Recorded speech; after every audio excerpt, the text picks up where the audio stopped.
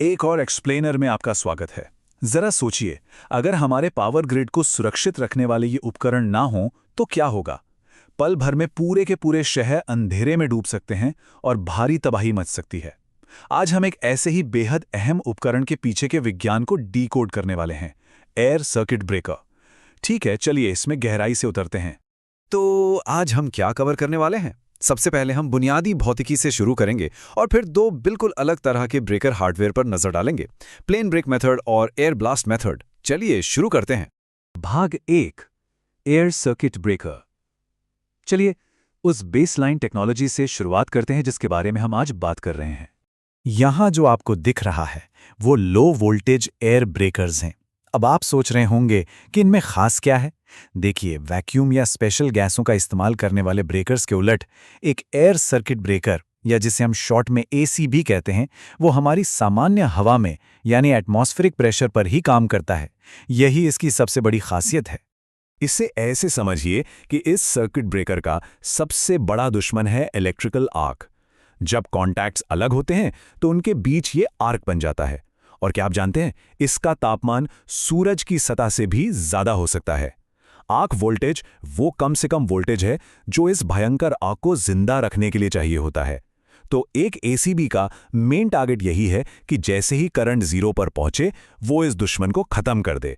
उसे ये पक्का करना होता है कि कांटेक्ट गैप इतना मजबूत हो जाए कि वो सिस्टम के रिकवरी वोल्टेज को सह सके और ये आग किसी भी हाल में दोबारा ना बन पाए।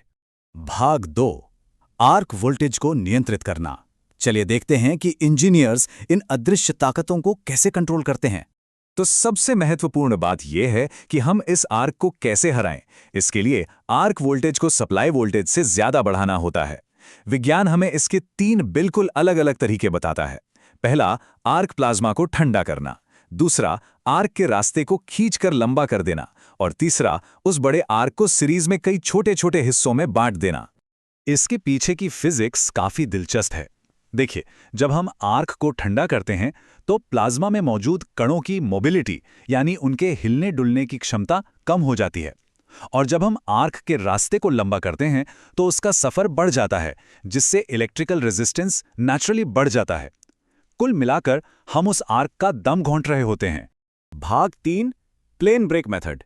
चलिए अब पहले मैकेनिकल सॉल्यूशन की तरफ चलते हैं, जो सबसे सिंपल अप्रोच है। अब इस स्लाइड में जो बात वाकई दिलचस्प है वो है इसका डिजाइन। ध्यान दीजिए, इसमें हॉर्न गैप का इस्तेमाल होता है। जब आर्क बनता है तो बहुत ज्यादा गर्मी पैदा होती है, राइट? इस गर्मी की वजह से नेचुरल कन्वेक्शन शुरू होता है, यानी गर्म हवा ऊपर उठती है और वो हवा अपने साथ साथ इस आर्क को भी नेचुरली ऊपर की तरफ धकेल देती है। और जैसे ही ये आर्क ऊपर उठता है, इसे आर्क शूट के अंदर जाने के लिए मजबूर कर दिया जाता है। ये मेटल या इंसुलेटिंग मटेरियल के बने बैरियर्स होते हैं। यहीं पर वो लेंथनिंग और स्प्लिटिंग वाला कमाल होता है जिसके बारे में हमने अभी बात की थी।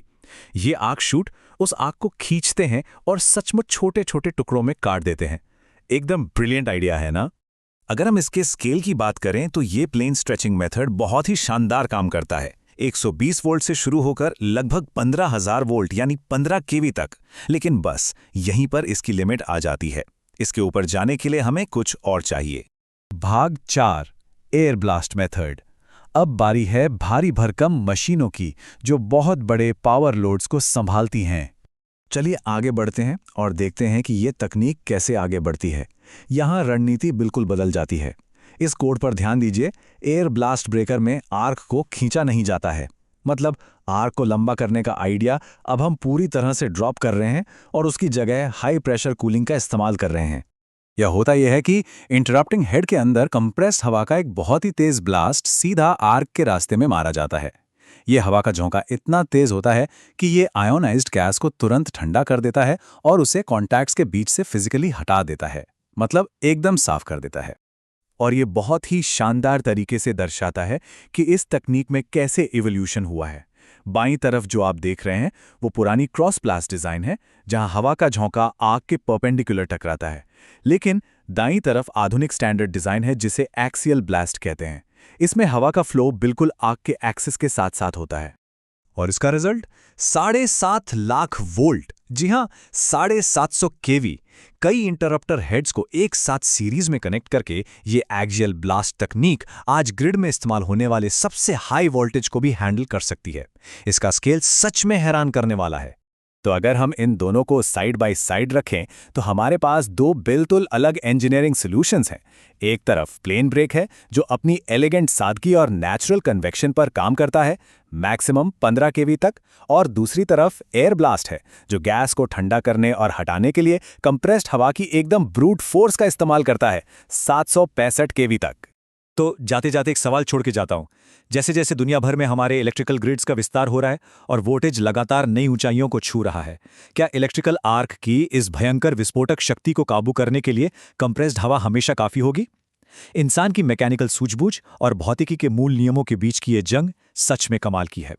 आज के इस एक्सप्लेनर में हमारे साथ जुड़ने के लिए बहुत बहुत शुक्रिया।